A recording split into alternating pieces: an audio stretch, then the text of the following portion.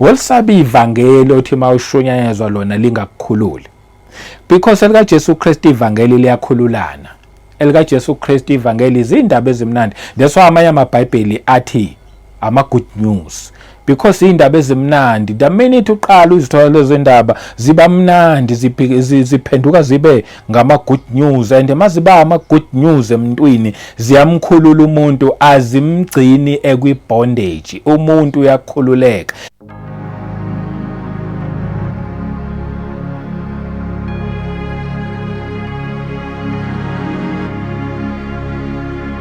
Welcome once again kuKota 2 Media. Igama lami ngumduduzi ngwakashabangu. Asibingelele umoya ongcwele, sibonge presence yakhe khona phakathi kwethu.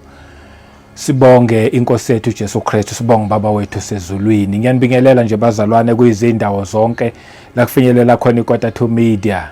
Ngithi nje uma ngabe uyaqala ukuhlana nale channel awulahlekanga, la ekhaya sikhuluma indaba ezimnandi ezithinta nje umuntu kanye noNkulunkulu, akukho kunye. Siyakwamukela uma ngabe uyaqala ukufika, and ngizothi nje futhi siyakuthanda indlela esimangaliso. Ngibonge kuma returning viewers nje lokho nibuya ababukela nizobukela, siyanibonga kakhulu ngendlela esimangaliso. I-support eniyenzayo, niya subscribe, na like, na comment, na kuma channel partners, sanibonga nje kakhulu. Kuningi okuhle nikwenzayo. Inkosi inigcine nje inibusise nonke. Ngeke nabona manje nikwenzayo, kodwa ngelinye lamalanga nobona ukuthi enanikwenza kahle kahle kwakuyinto enhle ngendlela esimangaliso. So nje ngithi ngalawo mazwi manginibingelele nonke kuyizindawo zonke. Siyabonga umusa wenkosi uJesu Kristu. Ngakhohlwa ukudlulisa 27 April sisaya eNgcobo. Yebo, nje ama details wonke abafuna transport ukhona usisi uNompumelelo Mazibuko, uyena osisizayo ngendaba ye transport. Ngizofaka ama number akhe la.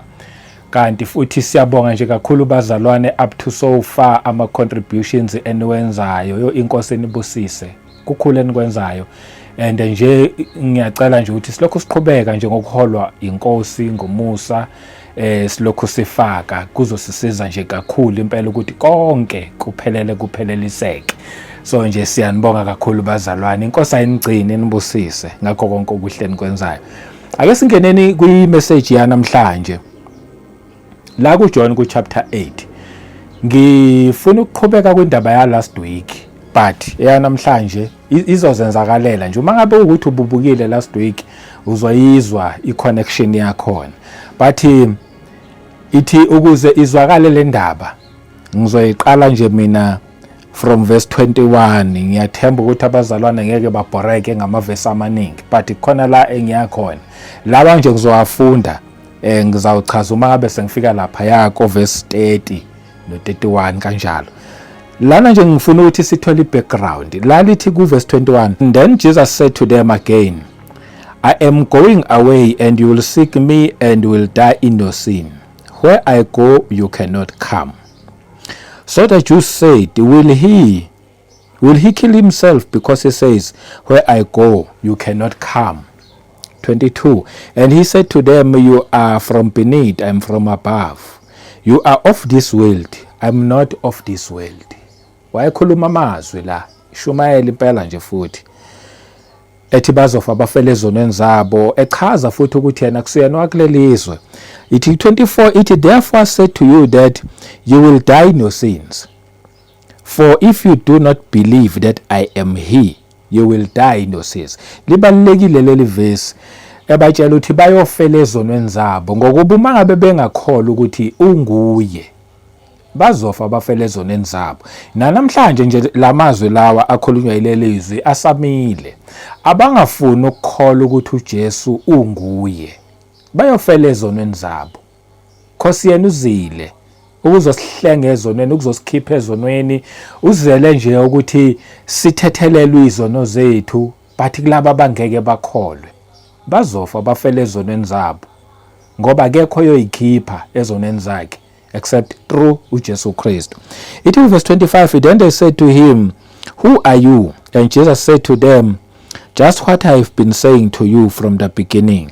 26, I have many things to say and to judge concerning you, but he who sent me is true, and I speak to the world those things which I heard from him. 27, they did not understand that he spoke to them of the Father. 28, then Jesus said to them, when you lift up the Son of Man, ekhuluma ke lapha ngokubethelwa kwakhe, then you will know that I am he, and that I do nothing of myself. And ngempela babona mangabe sebetheliwe ilanga licima, basho bathe ngempela lo bekuyindodana kaNkulunkulu. And that I do nothing of myself, as my Father taught me, I speak these things. Kusho ukuthi ngikhuluma ngokutshelwa ubaba, baba bayangifundisa ngikhuluma lokho angitshela khona, ngifundise khona. 29, and he who sent me is with me. The Father has not left me alone, for I always do those things that please him. Yabona nje uJesu uyisibonelo sokuthi wayehlala enza izinto ezijabulisa ubaba, therefore ubaba bengamshiyi. Ingakhethi nje ngihlala nginaye, angikho ngedwa, ngoba ngenza lezi zinto ubaba ezimjabulisayo noma zithandayo. Okusho ukuthi nathi ukuze sikwazi ukuthi sihlale sinoNkulunkulu, kufanele senze lezi zinto uJesu Kristu inkosi yethu ezithandayo. Once nje senza kanjalo, sohlezi senaye, naye ngeke azasishiya. Ithi-ke ku-verse 30, as he spoke these words, many believed in him. Yingakho ngiqayela lapha phezulu ku-verse 21. Lithi uma elokhu ekhuluma lawa amazwi lawo, elokhu ekhuluma, abaningi bakholwa nguJesu Kristu. Namhlanje ngizokhuluma nabantu abaningi abawezwa amazwi beshunyayeziwe ngabafundisi eindaweni zonke ezahlukahlukene, bagcina sebephendukile, bathe uma ngabe sebephendukile bakholwa ukuthi uJesu Kristu inkosi. Njengabo laba abamuzwa ekhuluma lawa amazwi, bathe sebemzwile base beyakholwa kuyena. Ithi-ke ku-verse 31, then Jesus said to those Jews who believed him, ekhuluma nalawa maJuda, ngoba ngaleso sikhathi wayekhuluma namaJuda lawa akholwa kuye. Namhlanje lelizwi lihambe lasabalala kumhlaba wonke, alikhulumi kuphela kumaJuda akholwa kuye, kodwa likhuluma kuwo wonke umuntu okholwa kuJesu Kristu. Wonke umuntu okholwa kuJesu Kristu uphenduka abe yikholwa noma a believer. Malithi then Jesus said to those Jews who believed him.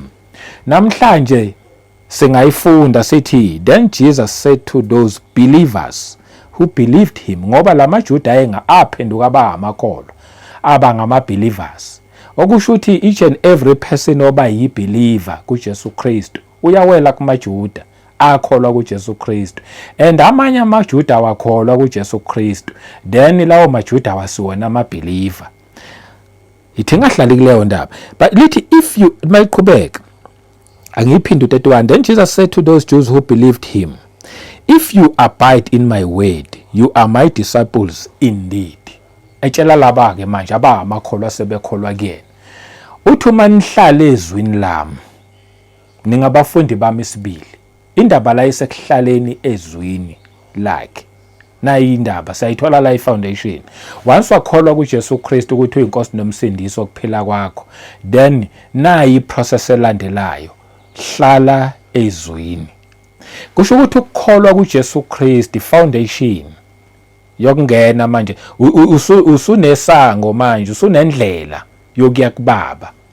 But ke manje ngoba usunayo ke lendlela ke awufi, like asiveli sithi masikholwa kuJesu Kristu sithi uJesu uyinkosi nomsindisi, and then bese siyafa siyezulwini. Siyakholwa bese siyaqhubeka abanye bethu, abanye bashe bayashona, abanye siqhubeke siphila iminyaka ethile. Ngesikhathi ke sisaphila leyo minyaka ethile, nakha kushoyo uJesu Kristu kubantu abangamakholwa. Lithi lelizwi leli, if you abide in my word, uma nihlala ezwini, nalike thina izwe selinikeziwe yilo leli. Leli izwi likaNkulunkulu leli. Njoba sifunda nje ukuthi wayekhuluma ethi kwase kuyalotshwa phansi nalizwi lakhe. Uthi uma sihlala kuleli izwi, uthi singabafundi bakhe isibili. Abafundi bakhe bahlala ezwini.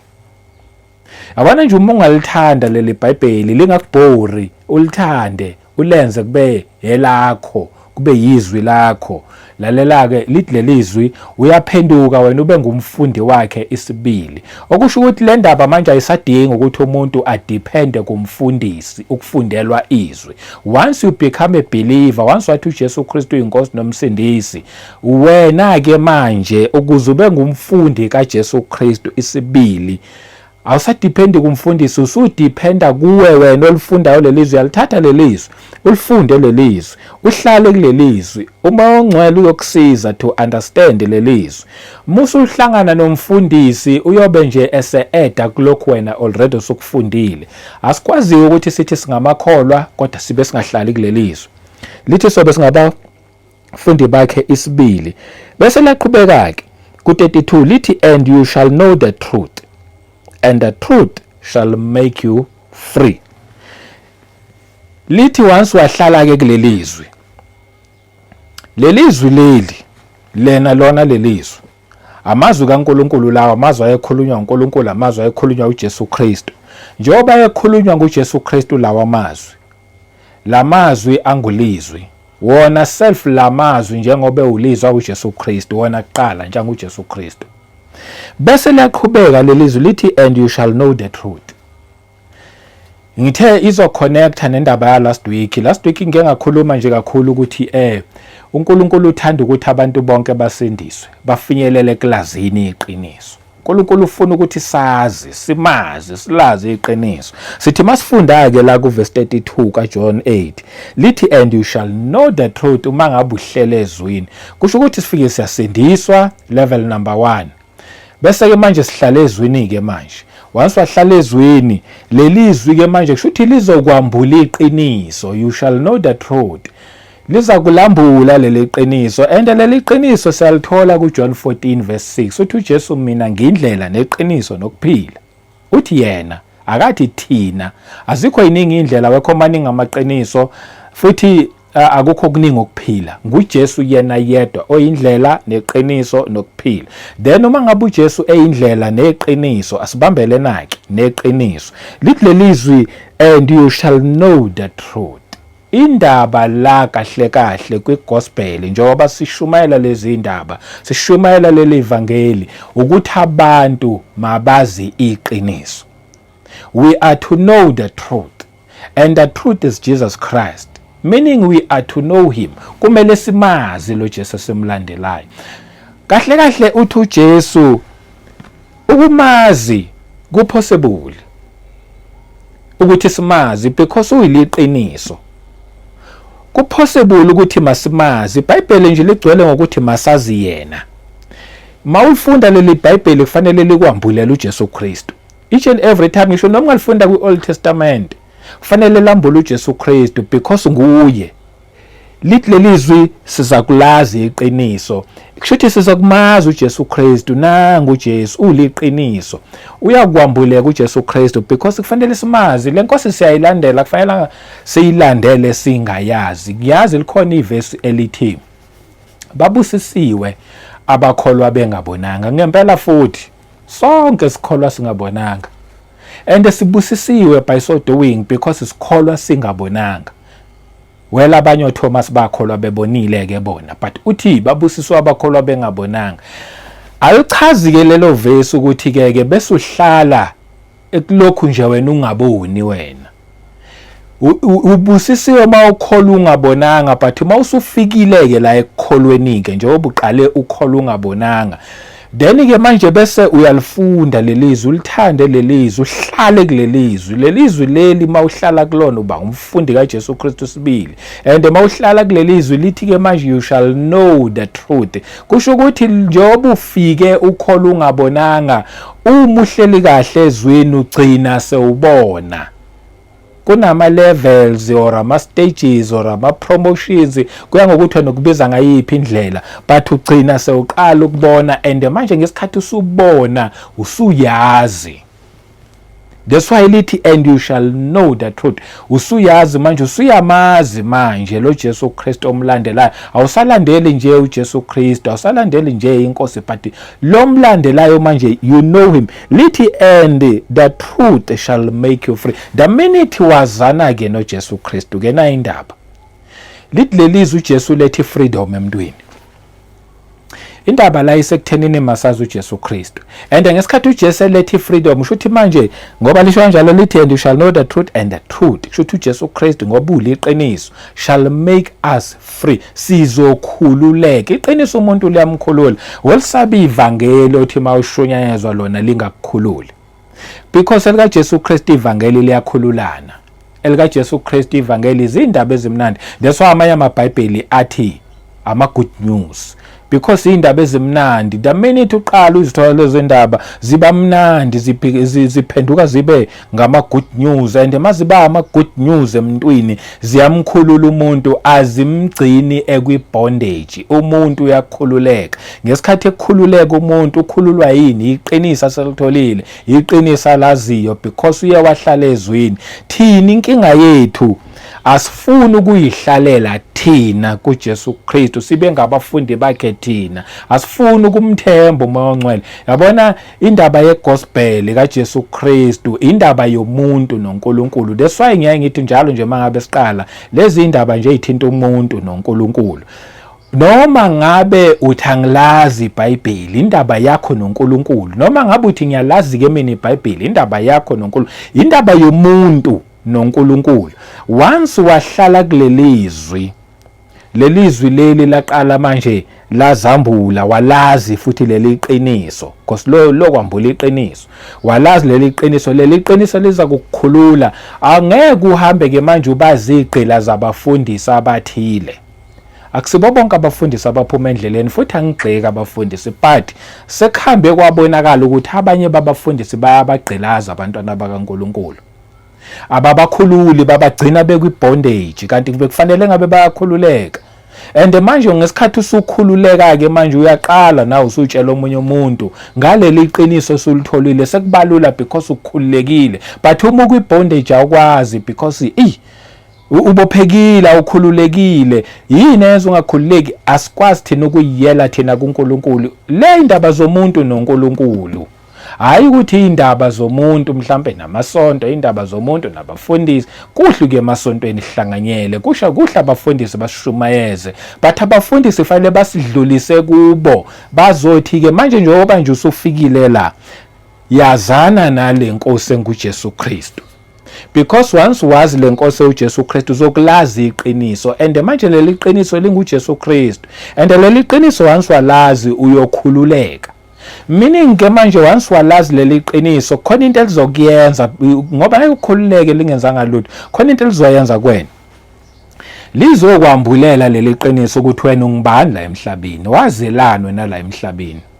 And manje uzothola ukuthi okay, kahle mina ngaze la lokho emhlabeni. Hey, lapho usukhululeka kwangempela ke. Usuyaqala wenza lento oyizele la emhlabeni. And ngesikhathi ke manje ngoba usukhululekile wenza lento oyizelela emhlabeni, awusadingi ke futhi ukuthi mhlambe ngathi ngaba nomunye umuntu oyiapprovayo lento engiyenzayo, like awusasebenze ngamandla ukuthi ngifuna abantu abazoyiapprove lento engiyenzayo, ukuthi ngempela lento engiyenzayo. Yabona uma ngabe usafuna iapproval yabantu, it means akalitholi iqiniso. But that day wathola iqiniso awuzukuyidinga iapproval yabantu, because you know the truth already. Lithele lizwi and you shall know the truth, but mahlele ezwini.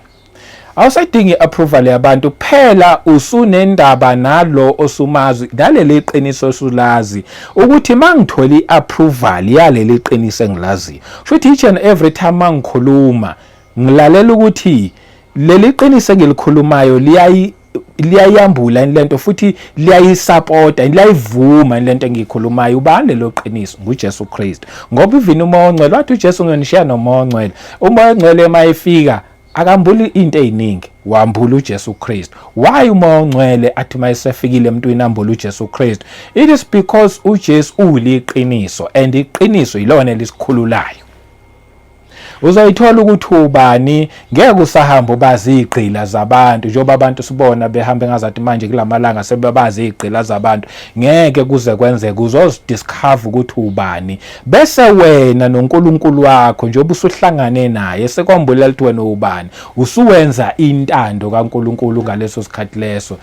Sakulazi iqiniso uma sihlele kuye. Uma ubheka kuMatthew ku chapter 11, mhlambe ngivale ngalo leli, I don't know, mhlambe mangibuya ngoqhubeka kulona, because ayasupportana lamavesi. Kahlahla iBhayibheli liyavumelana nje, lona lilodwa liyiphikisi. Ngiyangizwa abanye bethi iBhayibheli liyayiphikisa, iBhayibheli aliyiphikisa. Matthew 11 uverse 28. Ithi ku verse 28, come to me all you who labor and are heavy laden, and I will give you rest. Zaneni kimi nonke nina enisindwayo nenikhatheleyo, mina ngizakuniphumuza. Lokuphumuza kuvela mawusuwazi iqiniso. Usungena kwenye level, kwenye promotion. Ufike uzwa kushunyayelwa ngoJesu Kristu. Wakholwa, uthema ukholwa waconfess uJesu uthi uyiNkosi nomsindisi wokuphila kwakho. Wase manje wangaphelela lapha abaningi bavele nje baphelele lapha abaningi. Lalela wena wangaphelela lapho wena wafuna ukuthi uhlale ezwini. Njengoba eshilo lapha kuJohn 8. Wahlala ezwini lelizwi leli lasemanje uthema uhlala wakubona uNkulunkulu ukuthi this one is my disciples indeed. Mayebona ukuthi ngempela umfundi wakhe isibili wasethi ke manje know this truth ngoba lithi leli Bible you shall know the truth. That's another promotion. Usuyaqala uyalazi leli qiniso, and mawusulazi leli qiniso seliyakukhulula leli qiniso ungena kwenye promotion. And mase likukhulula leli qiniso leli you find rest. Uyaphumula. Uthi noma usebenza usebenza ukhathazeke ugqilazeke awubalisi because you know I came to this planet Earth to do this, and mase ngiqeda ukwenza lokho nje sengiyahamba ukwenza ukukhululekile. That's why ngithi ngeke usadinga ama-approval abantu nobani. uNkulunkulu yena self lokho uzambulile kuwena, lo wambulele liqiniso uyena ozoku-approve each and every time provided uyakholwa ilelizwi. Inkinga yethu thina safundiswa ukuthi once nje wakholwa ayike become a church member, and once you become a church member lalela ke la ekhaya ke imithetho yala ekhaya ithi cha asidluleli kwimithetho yamasonto, masibe ngabafundi bakaJesu Kristu sibili. Ake ngibambe lapho. uNkulunkulu emuhle anibusise. Nginithanda ngendlela yesomangaliso. Asiphinde sihlangane futhi kwivideo elandelayo. Amen.